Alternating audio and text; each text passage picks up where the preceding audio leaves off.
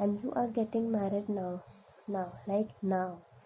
I sent a smiley back. Where will you live after your marriage? Hong Kong? No, I moved to London from Hong Kong a year ago. Oh, so London. San Francisco. Ah, IT guy. I have to go, Debashish. Still mad at me? No, I really have to. I have to get ready for dinner with the guest. Okay, I'm just asking casually, where is the wedding? Marriott, I said. Nice, must be beautiful. Stop chatting on your phone. Who are you talking to anyway? Everyone we know is here in Goa for the wedding.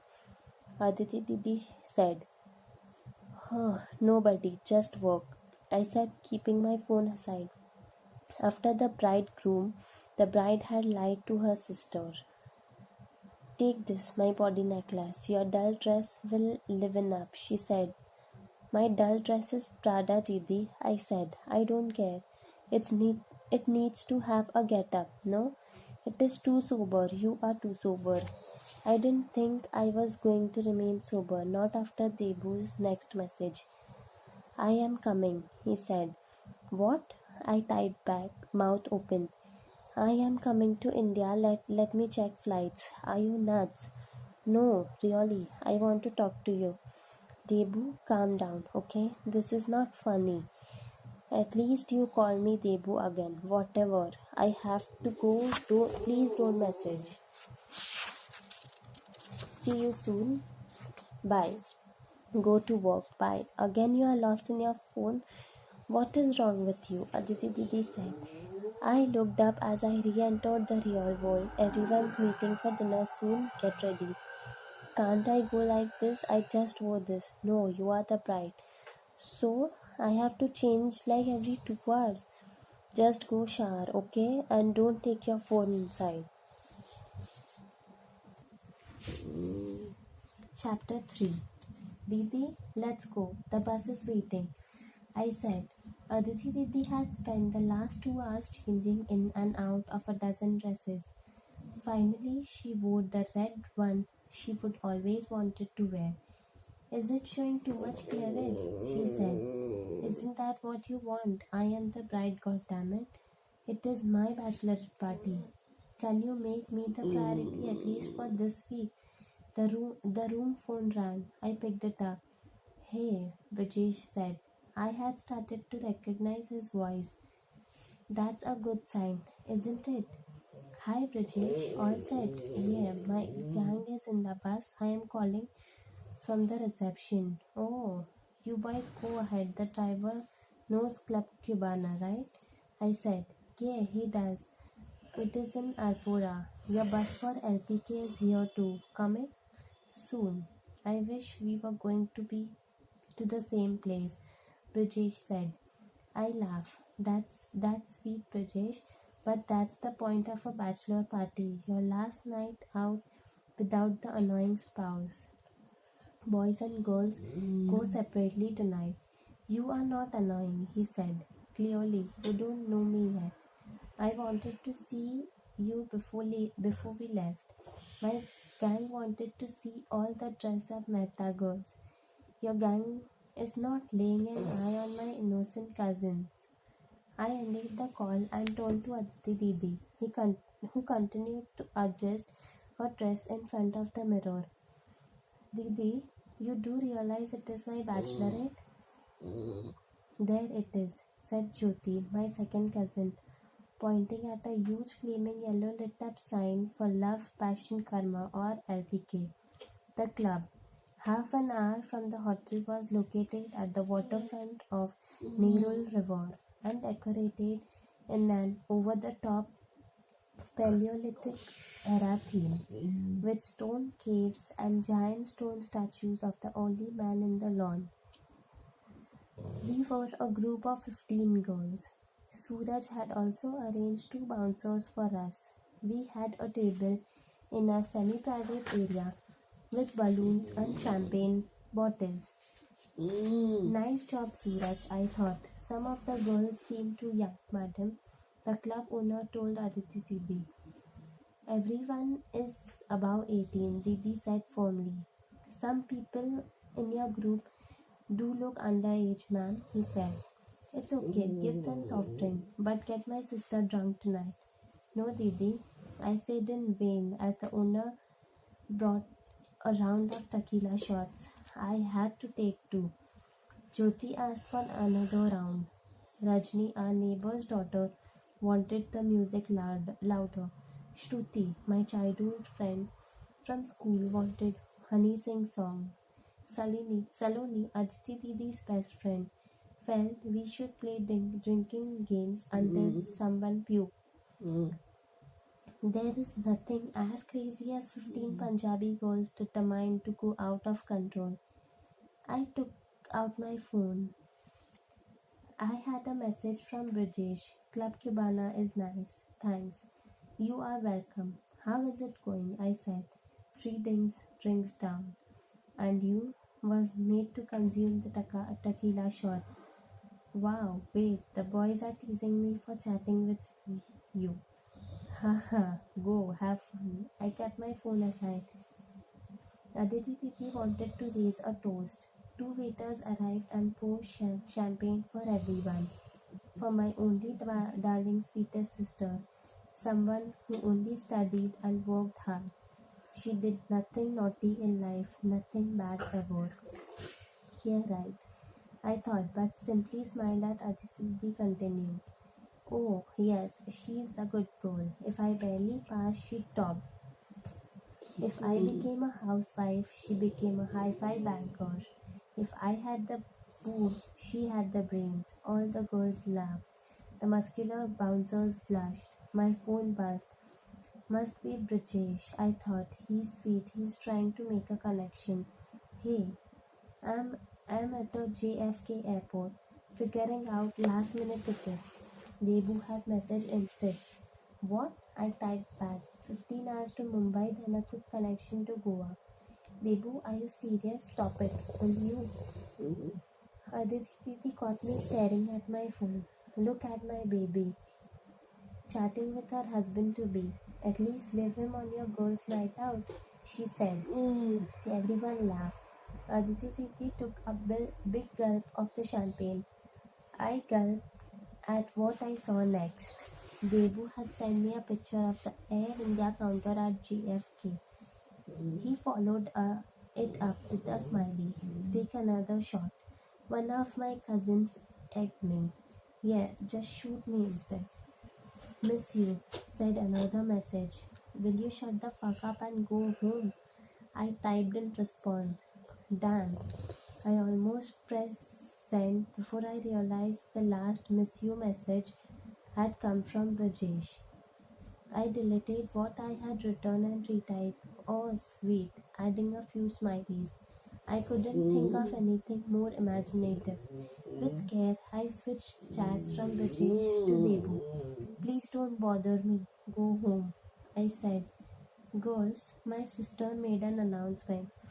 What say we take away the bride's phone for the evening? Huh?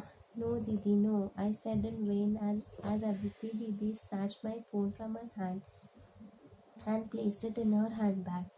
It's your last night out as a bachelorette. You better do crazy things and not waste it on the phone, Aditi Didi said. I wanted to tell her I had enough craziness happening on the phone. Okay, Aditi Didi announced. Let's play Challenge the Bride. Everyone gave the bride a dare, and Radhika has to do it. I looked around. Our table was in one corner of the restaurant. In middle, several people sat on the bar stools. Half the customers were Indian who had come to Goa for the Christmas holidays. Others were mostly European and American tourists. Jyoti gave me the first task. See that bald white guy over there? She pointed at a 40-something man sitting at the bar. Find out his name and the country he comes from. That's too easy, Didi said. Get his name, country, and slap. No, wait, kiss his forehead, said Shruti. Everyone laughed and cheered at the suggestion. No way, I said. Yes way. Here, take this bottoms up. Saloni gave me a half-filled champagne glass. I gulped it in one go. My head felt light. Go. Aditi Didi clapped her hands. I waked up. I walked up to the bar. Hi there, I said to the man. He wore a white vest and jeans. He had two rings on his right hand and a dragon tattoo on his right shoulder. Hi there, young lady, he said. His accent sounded Australian. I had to confirm it. Are you an Australian cricketer? He laughed. No, mate, I am an Australian, but I am no cricket player, like watching it too. Aren't you Philip Lee? I made up a name on the spot. Is he even a player? He said and sipped his beer. You aren't Philip. No, he said. Can I buy you a drink, young lady? Well, who are you then? I am Mark. What drink would you like? A tequila shot. Mark ordered a pair of shots. I accomplished 2 out of the 3 tasks. Cheers, he said as we took the shot. I kept the glass on the table. You here on holiday? Mark said, actually I'm here to get married. Really? Yeah, I have to go. Bye, Mark. Before he could react, I kissed his head. Thanks for the drink, I said and scooted out there. The girls gave me a standing ovation. Everyone had a shot as a mark of respect for my courage. Okay, no more, I said as Mark winked at me from the bar. The girls were hysterical. We finished 4 champagne bottles. We ordered 4 more. I don't really know when we started to dance. The DJ played tracks like Subha Hone Na De and Baby Doll. Some men in the club tried to flirt with my little cousins. Aditi Didi shooed most of them off. We had selfie binges as the 15 of us took photos in every possible permutation and combination. An hour later, another group of boys arrived at the club. It took us girls a minute to realize the situation. Oh my god, it's Brijesh, Chiju and his gang, Saloni said. Brijesh came up to me on the dance floor. Not allowed, not allowed, Jyoti said. You were at Club Cubana. What happened? Shruti said to Akhil.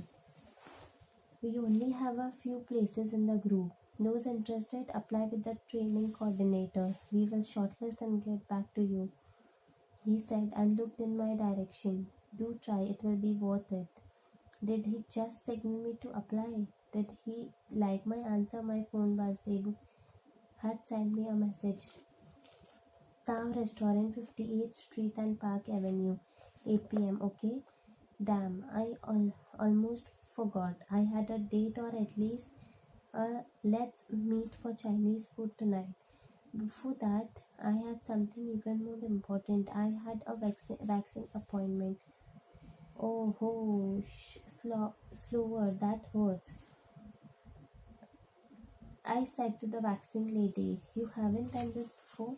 Said my 50-year-old vaccine lady, Catherine politely, while ripping the vaccine strips off me most brutally. I was lying down in my underwear. I had come to completely bare, a funky high-tech meets comfy chick, waxing studio on 68th Street and Madison.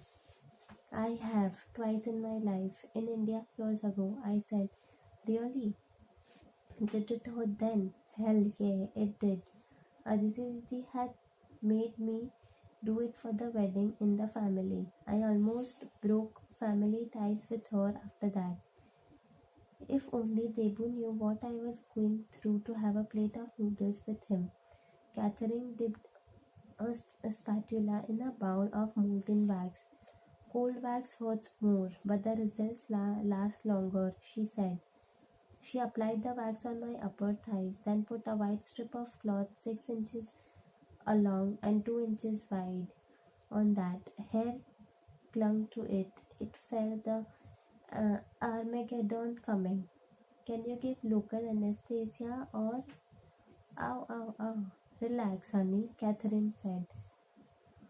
I clenched my teeth and closed my eyes. I imagined myself in the Middle East. They punish women with lashes if they do something awful like driving a car, offering men their opinions, or something totally immoral like exposing their elbows in public. 50 lashes for Radhika. I imagined a fatwa on me as Catherine went to walk. She finished my legs from the front and flipped me around. I felt like a fish being scalded for dinner. You don't want a Brazilian? Catherine asked me. It is only 15. You don't want a Brazilian? Catherine asked me. It is only $15 more. What's that? I said. Catherine rolled her eyes. It's everything gone, honey. Down there, too. It took me a second to figure out what she meant. Then I realized the embarrassment and pain involved. Two girls do it, I said. Everyone, honey. The boys don't like them bushes anymore. Okay, I thought. It's only $15 more. I am Indian after all, and Indians like bargains, even if they involve pain. You want it? Catherine said. Maybe I can do this. This is not for Debu or tonight. This is for me. Enough of being a frumpy node, Radhika. Do it. Sure, I'll take the Brazilian, I said. I don't want to go into the details of what happened next. It started with Catherine examining bits of me nobody else ever had, while she shook her head in disapproval.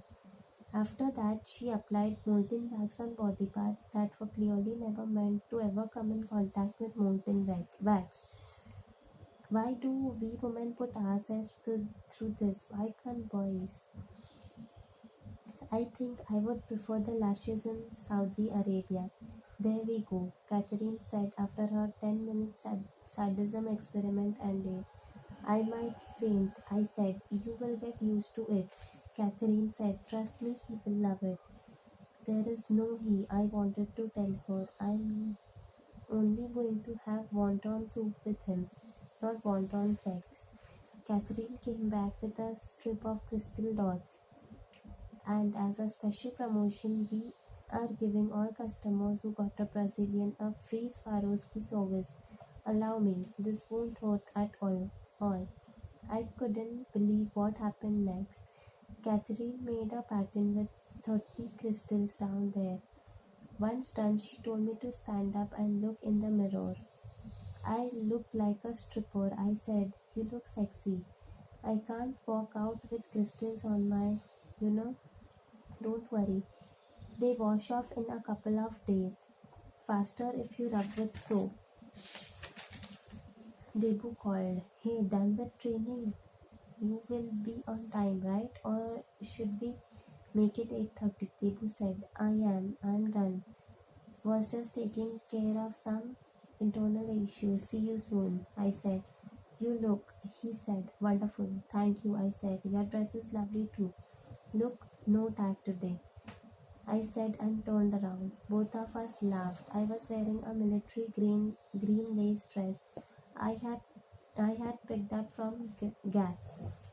It ended well above the knees, exposing enough leg. However, I still don't think Debu noticed the $100 I spent fixing my limbs. The dim lighting and the restaurant table covering my legs did no justice to the hour I spent on the torture chamber. Debu ordered a set of dinner for us. We sat down in upper level of Tao, a large-sized restaurant by New York standards. Downstairs, we could see a giant Buddha and Zen koi pond. Nice place, I said. Did you know they shot the Sex and the City movie here? Debu said. I didn't. So, how was your day? Good. We are pitching for this new sportswear brand for Under Armour. If we get the campaign, it will be awesome. How's Goldman? Still in training, busy. It will get even more hectic after work begins. I told him about Neil's distress TED presentation. I recounted how I was questioned in front of the entire class. So I am thinking I won't apply to distress debt. It's quite difficult to get anyway. Plus the job seems difficult too, I said. How can you not apply? Debu said. You are from IIMA. You will crack it. How can he not apply? Debu said. You are from IIMA. You will crack it. People in my class are from top colleges around the world. Harvard, Stanford, you name it. So what? You answered the question the partner asked you in the presentation, right? I looked at Debu. He listened to me with full attention. His deep black eyes flickered in the candlelight. I leaned back on my seat and crossed my legs. They felt unusually smooth. I remembered why and smiled. Why are you smiling? He said. Nothing. I shook my head. Listen, he said and placed his hand on mine. You have to apply. Too many Indians come to this city and get overwhelmed. Don't be underconfident. You can do it. You will. Thanks, and you will win Under Armour, I said. Cheers to that, he said, and we lifted our water glasses. The waiter arrived with our food, chicken noodle soup and vegetable fried rice. The soup seemed a little too blonde for my taste. I stuck to the fried rice. You aren't having the soup. You don't like chicken. I eat meat, but I prefer vegetarian, I said. I am vegetarian too, he said. Really? I am a Bengali. For us, fish and chicken are vegetables. Both of us laughed. We chatted through dinners. He told me about his parents in Kolkata. His father owned a printing press. It didn't really make much money now. His mother stayed at home. Debu grew up dreaming about being a painter. He settled for commercial art as the practical choice. His parents had saved enough to send him to do a course in design and art in the US. He secured the current job through campus placement. Advertising sounds cool, I said. That too, Madison Avenue. Best place to do it in the world. It's not as cool on the inside. There's constant politics. The money isn't great. I have been lucky to work on campaigns. However, juniors don't usually get much creative work. I am sure it is not just luck. You must be really good. He looked at me and smiled. He ate with chopsticks. I tried but failed. Minnie told me to not make an ass of myself and use a fork and spoon I combined. Thanks for the compliment, he said. Dessert? I saw the